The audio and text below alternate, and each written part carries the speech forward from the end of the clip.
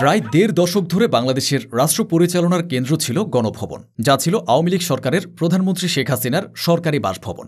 তবে ২০২৪ সালের ৫ আগস্ট ছাত্র জনতার আন্দোলনের মুখে এটি দখল হয় এবং পরবর্তীকালে অন্তর্বর্তী সরকারের সিদ্ধান্তে এটিকে জুলাই জাদুঘরে রূপ দেওয়া হয়েছে। এই পরিস্থিতিতে ২০২৬ সালের ফেব্রুয়ারিতে ঘোষিত সময়ে যদি জাতীয় নির্বাচন অনুষ্ঠিত হয়, তাহলে দেশের পরবর্তী প্রধানমন্ত্রীর নতুন বাসভবন কোথায় হবে তা নিয়ে আলোচনা শুরু হয়েছে। নতুন সরকারের প্রধানমন্ত্রী ও মন্ত্রীদের বাসভবন নির্ধারণের কাজ শুরু করেছিল গৃহায়ন ও গণপূর্ত মন্ত্রণালয়। গৃহায়ন ও গণপূর্ত মন্ত্রণালয় প্রধানমন্ত্রীর সঙ্গে মন্ত্রীদের বাসভবনের বিষয়ে সুপারিশ দিতে গত ৭ জুলাই উচ্চ পর্যায়ের একটি কমিটি করেছিল। ৬ সদস্যের এই কমিটির প্রধান ছিলেন মন্ত্রণালয়ের অতিরিক্ত সচিব ফারুক আহমেদ, বর্তমানে যিনি জাতীয় ভোক্তা অধিকার সংরক্ষণ অধিদপ্তরের মহাপরিচালক। এই কমিটি রাজধানীর বেশ কিছু এলাকা সরেজমিনে পরিদর্শন শেষে ২০ জুলাই মন্ত্রণালয়ে প্রতিবেদন জমা দেন। সেই প্রতিবেদন নিয়ে বৈঠক করলেও কোনো সিদ্ধান্ত হয়নি বলে জানান গণপূর্ত মন্ত্রণালয়ের কর্মকর্তারা। পরে নতুন প্রধানমন্ত্রীর বাসভবন নির্ধারণের জন্য এ বিষয়ে প্রধান উপদেষ্টার কার্যালয় থেকে একটি উচ্চ পর্যায়ের কমিটি করে দেওয়া হয়। এই কমিটির প্রধান গৃহায়ন ও গণপূর্ত মন্ত্রণালয়ের সচিব মোহাম্মদ নজরুল ইসলাম। সূত্র জানিয়েছে, কমিটির নেওয়া প্রাথমিক সিদ্ধান্ত অনুযায়ী স্পিকার ও ডেপুটি স্পিকারের বাসভবন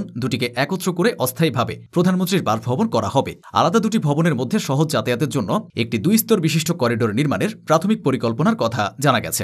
একই সঙ্গে A1 ও A2 বাসা দুটিও প্রধানমন্ত্রীর নিরাপত্তার দায়িত্বে থাকা ব্যক্তির কার্যালয় হিসেবে ব্যবহার করা হবে।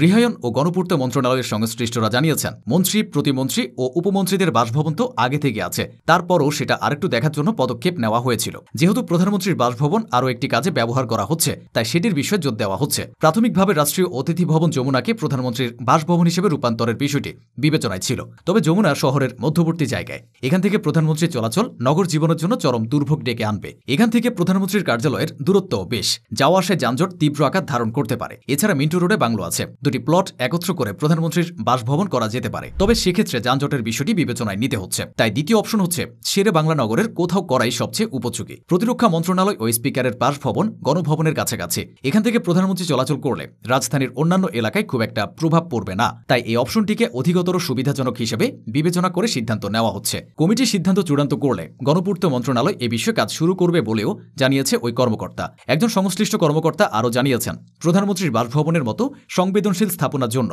ঢাকা শহরে জুৎসই স্থান পাওয়া খুবই মুশকিল, কারণ এক্ষেত্রে একই সঙ্গে নিরাপত্তার বিষয়টিও সমান গুরুত্বের সঙ্গে বিবেচনায় নিতে হবে। তাই খুব ভেবে ও যাচাই করে সিদ্ধান্ত নেওয়া হচ্ছে। তবে গণভবনে একমাত্র শেখ হাসিনা ছাড়া আর কোনো সরকার প্রধান বাসভবন হিসেবে ব্যবহার করেননি, আর শেখ হাসিনাও এটি নিজের নামে লিজ নিয়ে ব্যক্তিগত সম্পত্তির মতো ব্যবহার করেছেন। তারপরও গণভবন থাকায় সরকারগুলো প্রধানমন্ত্রীর জন্য আলাদা করে বাসভবন নির্মাণের কথা ভাবেনি।